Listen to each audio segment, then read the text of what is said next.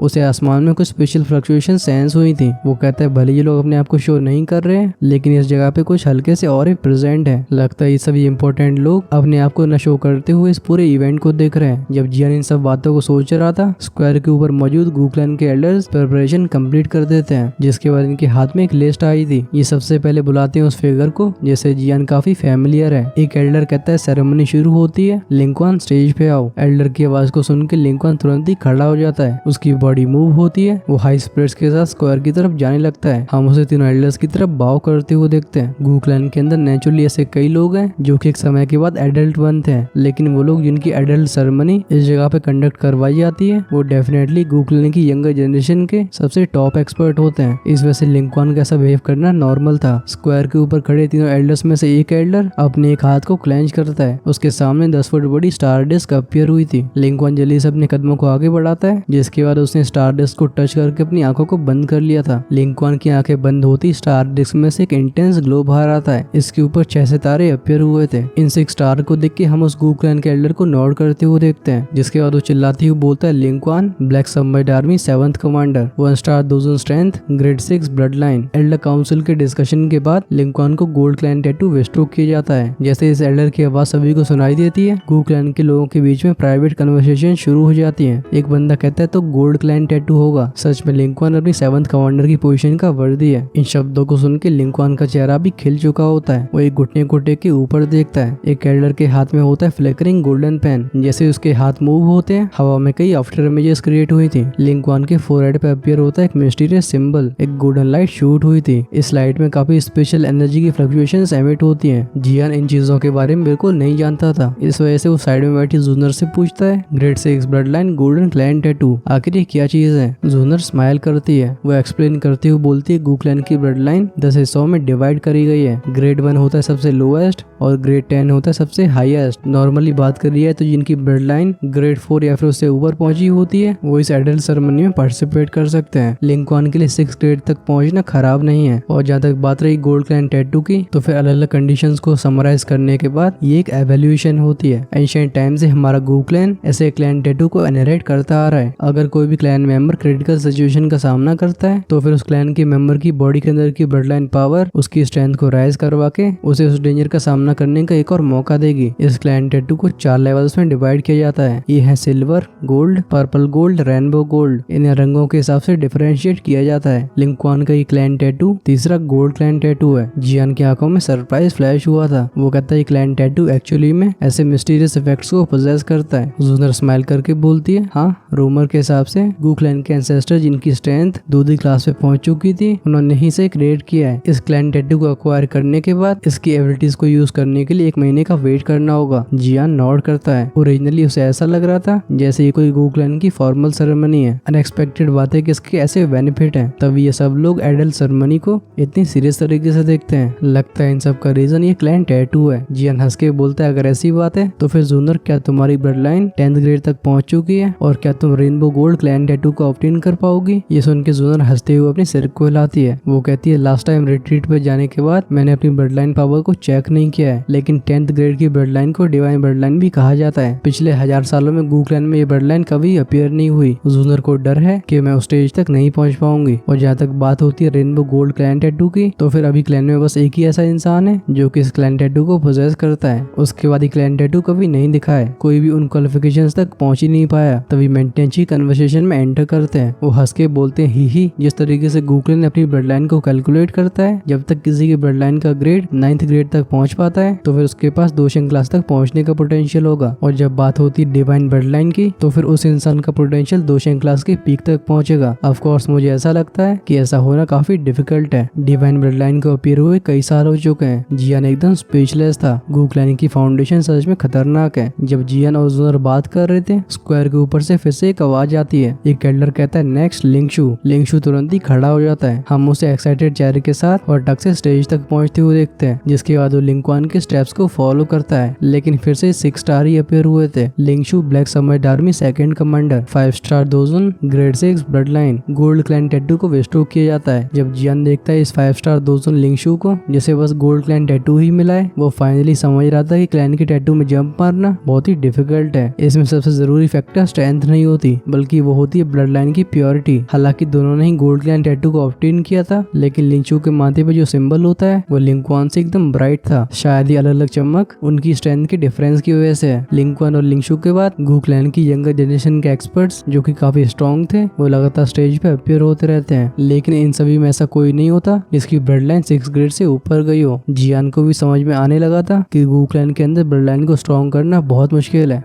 जब जियान के चेहरे पे इस लंबी प्रोसेस की वजह से बेसब्री दिखाई दे रही थी, स्क्वायर से बाहर आने वाली आवाज उसके ध्यान को आकर्षित करती है। वो एल्डर कहता है, जियू जैन, black samurai army 1st commander, strength है 7 स्टार दोजुन की, ग्रेड 7 ब्लड लाइन स्ट्रेंथ। जियू जैन। इस नाम को सुन के जियान की धड़कनें बढ़ जाती हैं। वो अपने सिर को ऊपर उठा के स्क्वायर की तरफ देखता है। अभी गू जैन स्क्वायर के ऊपर अपने एक घुटने को टेके हुए था। वो एकदम शांत चेहरे के साथ तीनों एल्डर्स को देख रहा था, जो कि एक दूसरे में डिस्कस कर रहे हैं। इन तीनों एल्डर्स के ऐसे डिस्कशन को देख के ऑब्जर्वर्स भी एक दूसरे को देखने लगते हैं। इनकी आंखें इकट्ठी होती हैं जियू जैन के ऊपर। लगता है ये फेलो और लोगों से थोड़ा अलग है। स्क्वायर के ऊपर तीनों एल्डर्स कुछ समय तक चैटिंग करते रहते हैं। एक मोमेंट के बाद वो फाइनली स्टॉप हो गए थे। इनमें से एक एल्डर अपने हाथों को क्लेंच करता है। एक पर्पलिश गोल्ड पेन अपीयर हुआ था। इस एल्डर के हाथों में इस पर्पल गोल्ड पेन को देख के गूक्लैन के कई लोगों की आंखें वाइड हो जाती हैं। वो कहते हैं ये तो एक्चुअली में पर्पल गोल्ड ड्रैगन पेन है। हमें सुनाई देती है उस खड़ूस एल्डर की डीप आवाज। वो कहता है, एल्डर्स काउंसिल के डिस्कशन के बाद हमने डिसाइड किया कि जियू जैन के बैटल क्रेडिट्स और शांत कैरेक्टर की वजह से उसे purple gold clan tattoo Bairstow किया जाता है। ये कहने के बाद उस एल्डर के शरीर की एनर्जी उस पर्पलिश गोल्ड पेन में एंटर करती है। तुरंत ही जियू जैन के फोरहेड पे एक पर्पल गोल्ड सिंबल अपीयर हुआ था। भले ही पर्पल गोल्ड टैटू थोड़ा सा पेल लग रहा हो, लेकिन इसकी वजह से एनवियस नजरें बिल्कुल कम नहीं होती। अभी जियान स्क्वायर के ऊपर जियू जैन को ध्यान से ऑब्जर्व कर रहा होता है। तभी उसके कान में आती है एक आवाज। जूनर एक्सप्लेन करते हुए बोलती है, अगर ब्लड लाइन ग्रेड की बात करें तो फिर जियू जैन अभी तक पर्पल गोल्ड क्लैन टैटू के लेवल पे नहीं पहुंचा है, लेकिन उसकी ब्लैक सबमरीन आर्मी में रेपुटेशन बहुत अच्छी है। इसे 4 ग्रेड जनरल्स के लेवल पे रखा जा सकता है। इस रीजन की वजह से एल्डर काउंसिल ने उसे एक एक्सेप्शन बनाया है। जियान नोट करता है। वो ऑलरेडी जियू जैन से पहले मिल चुका होता है। वो जानता था कि इंसान बहुत ही काम कैरेक्टर को रखता है। अगर फ्यूचर में इसे गूक्लैन में हाई पोजीशन मिलती है तो फिर इसके अचीवमेंट्स काफी ऊपर तक जाएंगे। वो कहता है इस गूक्लैन में एक्सपर्ट्स की कमी नहीं है। ये बिल्कुल एंशिएंट क्लैन कहलाने का वर्दी है। भले ही जियू जैन ने सबकी एक्सपेक्टेशंस को क्रॉस करके पर्पल गोल्ड क्लैन टैटू को एक्वायर कर लिया हो, लेकिन उसके चेहरे पे कोई भी स्ट्रॉन्ग फ्लक्चुएशन दिखाई नहीं देती। वो तीनों एल्डर्स की तरफ हल्के से बाव करता है, जिसके बाद वो खड़ा होता है। उसकी बॉडी मूव हुई थी। वो सभी की एनवियस आंखों के सामने अपनी सीट्स पे वापस लौट आया था। उसकी नजरें जियान की सीट्स की तरफ जाती हैं, जिसके बाद हम उसे एक बार नॉड करते हुए देखते हैं। जब जियान इन फ्रेंडली एक्शंस को देखता है, उसने भी स्माइल को वापस कर दिया था। वो जस्ट कुछ बोलने वाला होता है, तभी जियान सेंस करता है कि टेम्परेचर ऐसी कोल्ड हो गया है। एटमॉस्फेयर में हुए ऐसे बदलाव की वजह से जियान की नजर नजरें एक स्पॉट की तरफ जाती हैं। फाइनली उसे एक आइसी कोल्ड फिगर दिखाई दिया था। इस समय वो गुइयाओ, जो कि ब्लैक सबमरीन आर्मी के 4 जनरल्स में से एक है, वो सभी के सामने खड़ा हो रहा था। इससे पहले जब भी अनाउंसमेंट होती थी तो फिर सभी लोगों की स्पीड काफी तेज होती है, लेकिन हम इसे एक एक स्टेप को लेते हुए देखते हैं। जैसे जैसे उसके पैर आगे बढ़ रहे थे, आसपास का एनवायरनमेंट और भी आइसी कोल्ड होता जा रहा था। जियान सराउंडिंग को देख के अपनी आंखें नैरो करता है। वो कहता है तो फाइनली इसका टर्न आ गया। जियान अपने स्ट्रॉन्ग अपोनेंट के बारे में काफी क्यूरियस होता है। आखिर डेवल जनरल किस लेवल तक पहुंचा है। खैर इन सभी क्वेश्चंस के आंसर हमें मिल रहे होंगे नेक्स्ट एपिसोड में। और हाँ, जिसका हम सबको इंतजार था, उसी एपिसोड में पीक लेवल की फाइट होने वाली है। हाँ, मैं उसी चैलेंज की बात कर रहा हूँ। खैर मैं उसके बारे में ज्यादा स्पॉयलर्स तो नहीं दूंगा, लेकिन इतना कह सकता हूँ कि वो फाइट पूरे 2 एपिसोड्स को लेगी। खैर तुम्हें एक्सप्लेनेशन कैसी लगी फटाफट से कमेंट्स में लिख के बताओ। वेल अभी तुम्हारे भाई का थोड़ा हेल्थ इशू चल रहा है, सो वॉइस वगैरह तुम लोग मैनेज कर लेना। अगर वीडियो पसंद आ रही है तो फिर लाइक और सब्सक्राइब हो जाना चाहिए। अगर मुझे पर्सनली सपोर्ट करना चाहते हो तो फिर चैनल की मेंबरशिप को भी ज्वाइन कर सकते हो। वैसे हेल्थ गार्डन के प्रीमियम मेंबर्स ऑलरेडी 400 से ज्यादा हो चुके हैं। आप सभी का हमारे साथ बने रहने का दिल से शुक्रिया। मैं उम्मीद करता हूँ कि आप सभी का सपोर्ट फ्यूचर में ही बना रहेगा। चलो हम करते हैं अपने वीडियो को यहीं पे एंड। अगर तुमने पिछले पार्ट को मिस कर दिया था तो अभी लेफ्ट में क्लिक करके उसे देख सकते हो। राइट में आपको दिखाई देगा नेक्स्ट एपिसोड, ऑफ कोर्स जैसे ही वो अवेलेबल होता है। चलो फिर हम मिलते हैं वीडियो के उस पार। तब तक के लिए टाटा बाय बाय।